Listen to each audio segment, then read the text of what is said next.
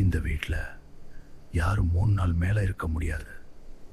அதுவும் இருந்தா அவங்க மறுபடியும் வெளியே வர மாட்டாங்க. ஆனா அர்ஜுன் சேலஞ்ச் எடுத்தான். அவன் சொன்னா, நான் பயப்பட மாட்டேனும். ஆனா அவனுக்கு தெரியல, இந்த வீடு அவனுக்காக காத்துட்டு இருக்குன்னு.